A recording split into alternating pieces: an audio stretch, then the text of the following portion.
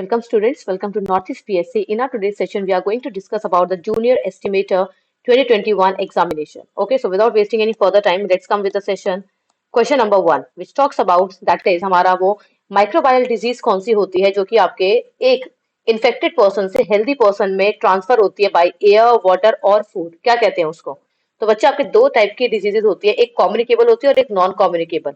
अब कम्युनिकेबल का मतलब क्या होता है? कम्युनिकेशन बैठना किसी के भी बीच में, राइट? और कम्युनिकेशन कब बैठता है? जब आप किसी के किसके साथ में होते हो, कनेक्शन में होते हैं, जब आप किसी के साथ इंटरेक्शन होता है, कनेक्शन होता है, जब एक ना एक पॉइंट कुछ ना कुछ कांटेक्ट होता है आपके बीच में.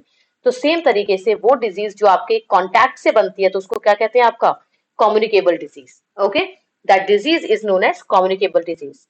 Moving to the question number 2, that is the property of metal by which it can be drawn into wires is called. वो आपकी प्रॉपर्टी मेटल्स की जिससे आप मेटल को वायर में कन्वर्ट कर सकते हो, पतले पतले वायर्स में, उस प्रॉपर्टी को क्या कहते हैं? That property is known as बच्चे डक्टिलिटी. ओके, एंड मेलिएबिलिटी का मतलब होता है when you convert them into thin sheets. ठीक है, जब आप उनको शीट्स में कन्वर्ट कर सकते हो. सोनोरस मीन्स जो साउंड देते हैं, आप उन्हें जब बजाते हो तो उनमें साउंड आती है, that is the sonorous. Okay, moving to the next question, that is since metals produce ringing sounds they are said to be. अभी आपको बताया मैंने, साउंड प्रोड्यूस करने वाले को क्या कहते हैं? आपका sonorous. Okay, so the correct answer for this question is sonorous.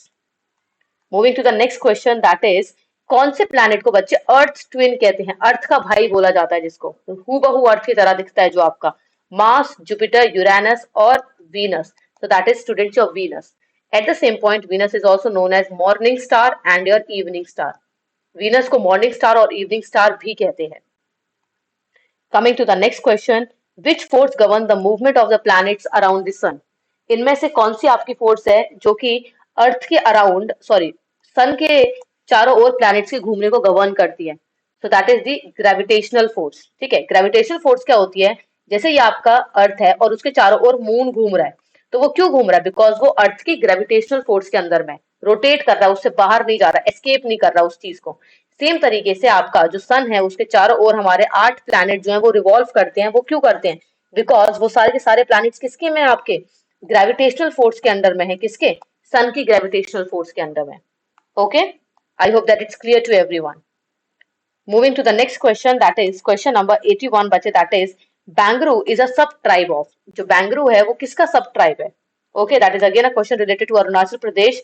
So that is बच्चे नीशी, जो कि आपके कुरुंग कुमे डिस्ट्रिक्ट में रहते हैं. ओके, कुरुंग कुमे डिस्ट्रिक्ट के अंदर जो नीशी ट्राइब है उसके सब टाइप है आपका बैंगरू. Moving to the next question, headquarter कहां पर है आपका रामकृष्ण मैथ एंड मिशन का? So that is in Belur, Belur Karnataka. यहां पर है ये आपके. Moving to the next question, very simple question students, आपका सबसे बड़ा प्लैनेट कौन सा है सोलर सिस्टम का?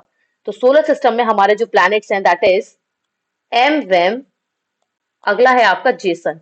एम वेम means Mercury, Venus, Mercury, Venus, Earth, Mars, चारों को क्या कहते हैं? आपके टेरेस्ट्रियल प्लैनेट.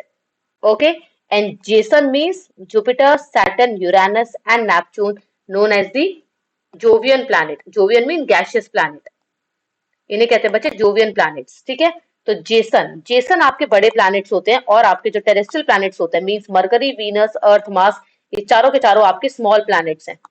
वहीं पर ही आपके जो ये हैं Jason, Jupiter, Saturn, Uranus and Neptune, ये सारे के सारे कैसे हैं? आपके बिग प्लैनेट्स हैं. और इन बिग प्लैनेट्स में भी से भी सबसे बड़ा जो आपका प्लैनेट है that is Jupiter.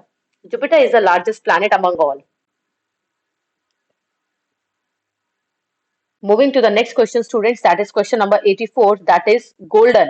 Golden pagoda at the Tengapani belongs to.